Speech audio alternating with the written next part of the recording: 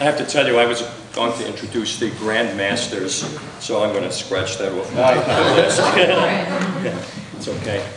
I want to thank both Alethea and Willie for giving me the opportunity to talk about one of our game's greatest players, Joe D'Urso.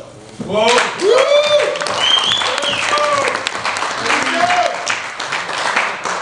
I'd also like to thank the both of them and acknowledge that they have established this wonderful Player of the Year award. And it's a great night, and I hope that they continue to do it in the future, every year. In addition, I want to congratulate all of tonight's winners and say that I've especially been watching for the past 10 or 15 years Pee Wee Castro and Rookie Wright play handball, and it's my hope that someday someone will be up here, I hope it'll be me, who will be helping to induct them into the Hall of Fame.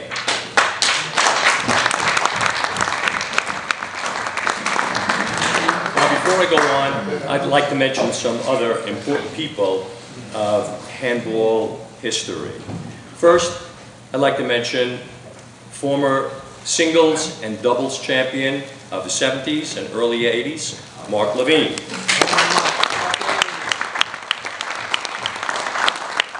And one of the greatest doubles players of the 60s and 70s, and then a Masters player in the 80s, and a three-wall champion to boot, Charlie Danilczyk.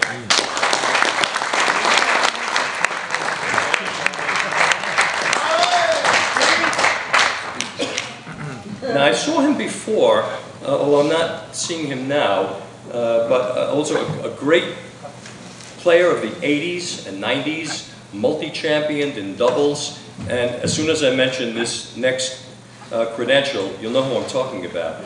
The greatest contributor to one wall and maybe to all of handball that I've ever known. You know who I'm talking about? Paul Williams. Paul Williams, absolutely.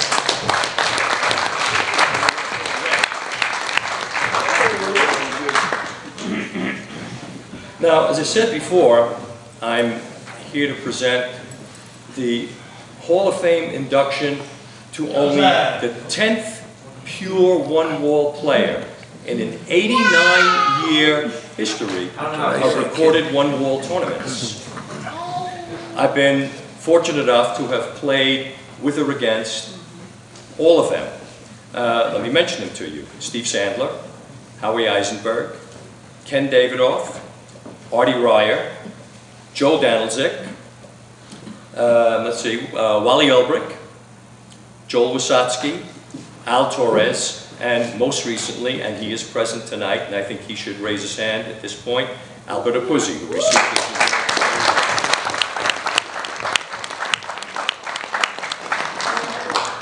award. And tonight, of course, Joe D'Urso is number 10.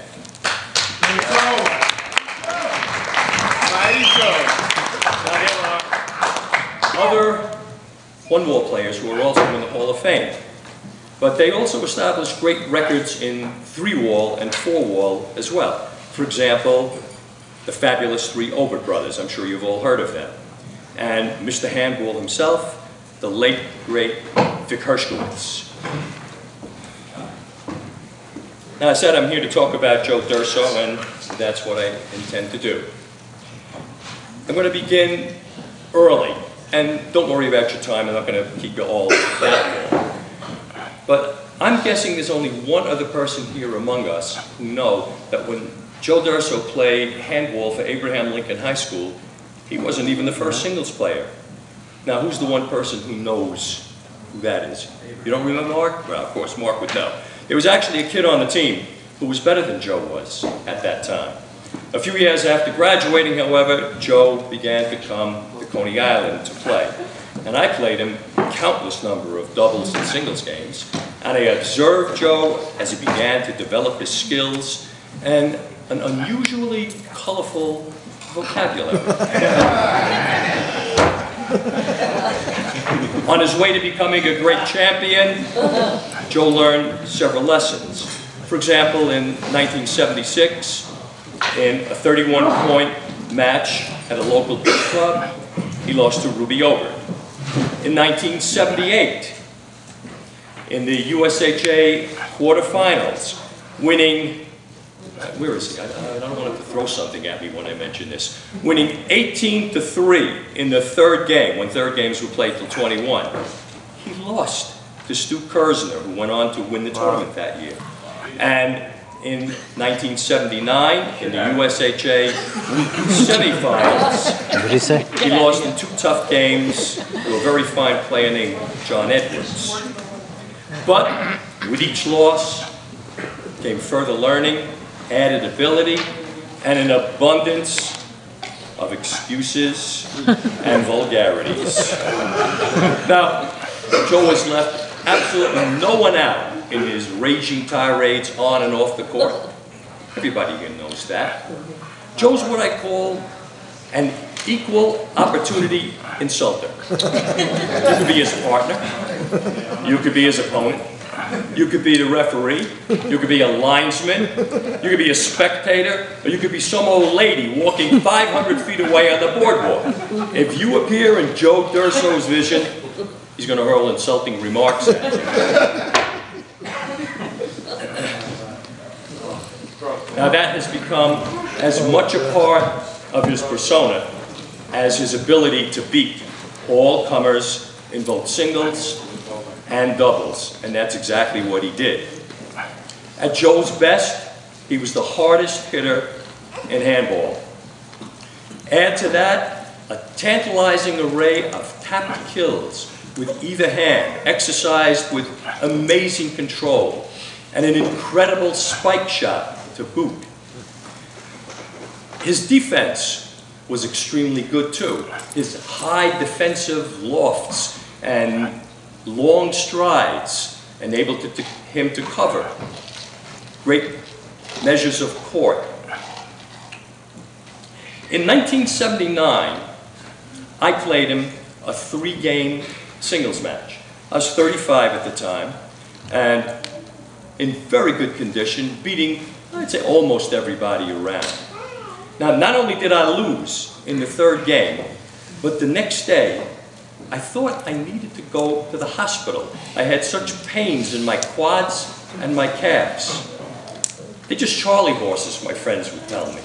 And I said, no way, I've been playing. Charlie horses come when you don't play.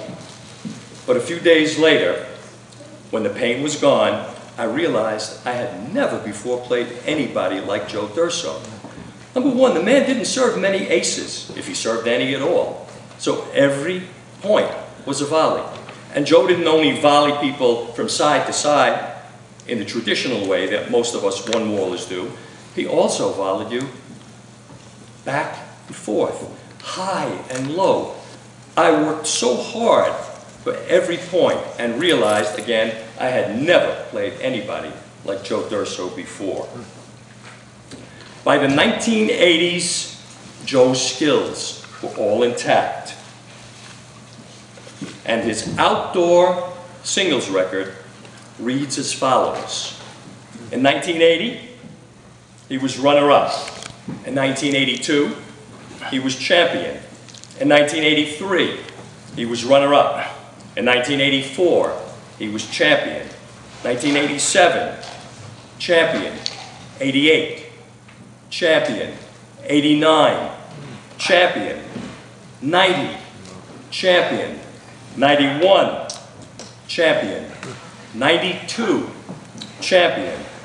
94, champion. In 1996, he was runner-up, and in 1999, at the age of 44 years old, he was runner-up again.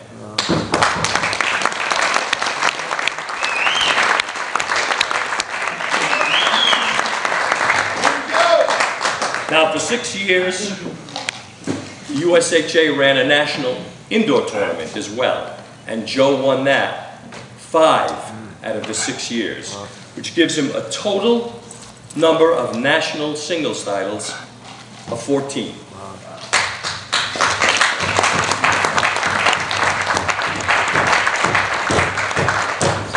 In doubles, he was nearly as successful. Teamed with Albert Opuzzi, who I'm sure never heard a word that Joe ever said to him. Otherwise, he'd have quit. He and Albert won the Outdoor National Championship in 1983, 1984, 1985, 1986, 1987, and 1989. And he won the Indoor Championship with Opuzzi in 1985. In 2003, at 48 years old, he won another national doubles tournament with Pee Wee Castro. Not done yet. In 2009, he was runner-up at 54 years of age with Tyree Bastidas.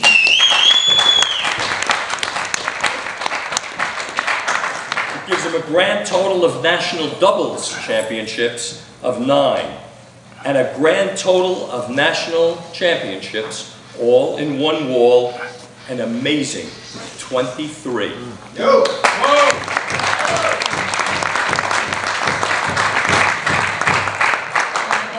I'm sure Joe has his recollections of his greatest moments on the court.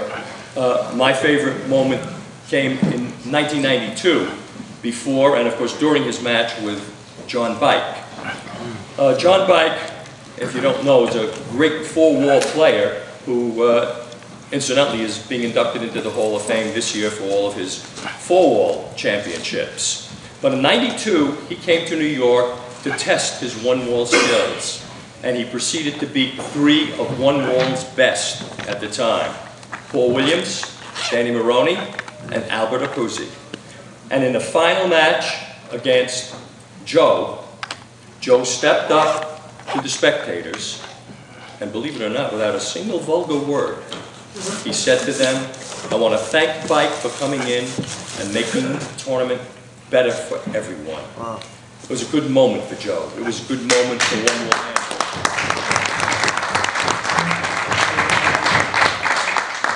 And then, not only for himself, but for all of one-wall handball, he treated John Bike to a lesson from a true, masterful one-wall player, keeping this fantastic, powerful hitter to but 11 in each game.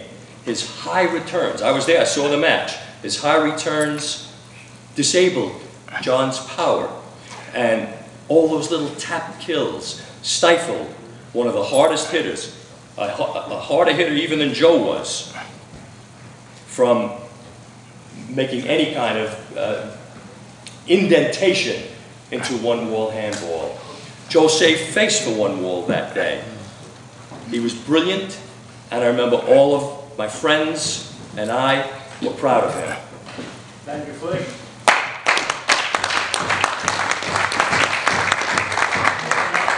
Now, Joe not only was a great champion, but he added his own type of color to our game, like John McEnroe did for tennis, and Muhammad Ali did for boxing. He was interviewed on national TV, WCBS, in 1991. He was written up in the Sunday News magazine. Sports Illustrated counted him among the 50 top athletes ever born in New York. Now, on that list included people like Althea Gibson, Whitey Ford, Sandy Koufax, Jim Brown, Kareem Abdul-Jabbar, Mike Tyson, and Lou Gehrig. Joe was actually number 41 on the list, higher even than great middleweight boxer Rocky Graziano. And interestingly, no other handball player was mentioned on that list.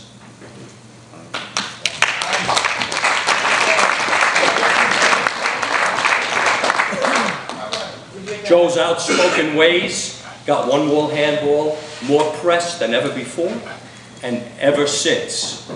He declared himself an artist, creating things of beauty with each, an artiste, excuse me, creating things of beauty with each exchange he had with his opponents. And he also declared himself the greatest of all time.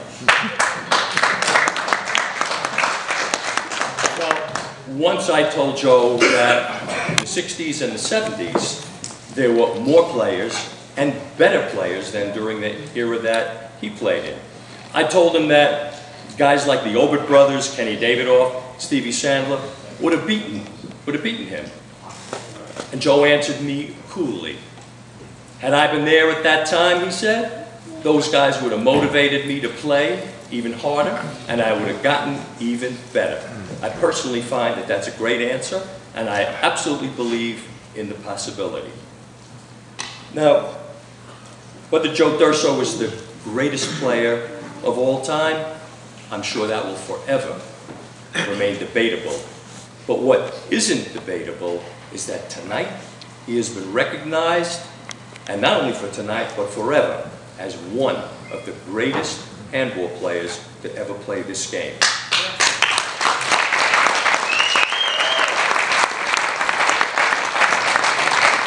And with that, I'd like to invite Joe to come up.